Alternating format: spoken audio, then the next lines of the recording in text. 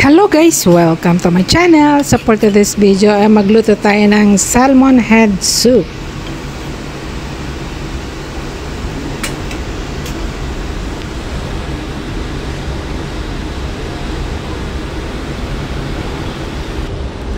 So mayroon tayong salmon head. So kinaliskisan ko na at chinap. And then meron din tayong tomato. So iwas lang natin. Then saka natin i-chop.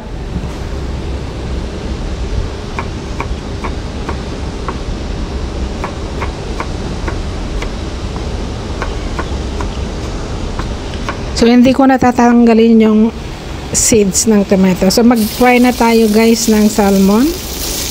So nilagyan ko yan ng salt and pepper and then konting cornstarch para hindi dumikit sa kawali.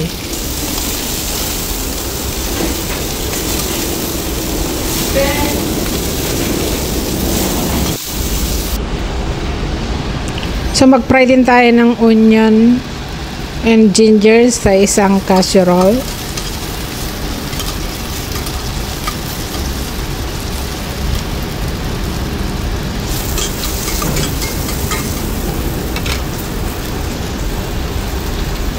So, i-fry natin yung ating tomato.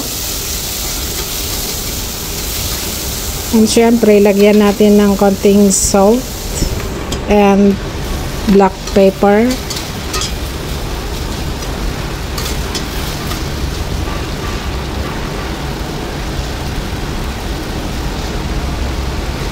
Saka natin ilagay yung salmon.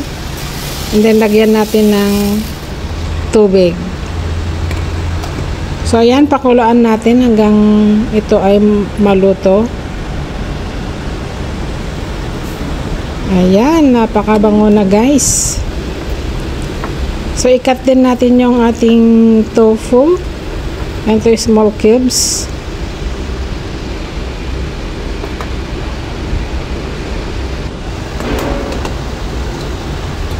So, pwede na natin ilagay ang ating tofu.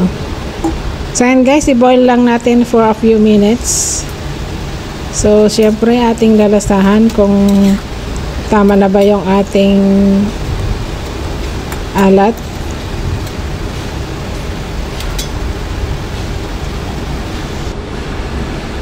Ayan, kumulo na siya guys, napakasarap.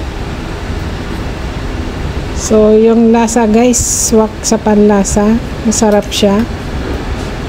Malinamnam kasi may ano siya, may tofu din. So syempre garnish din natin ng coriander.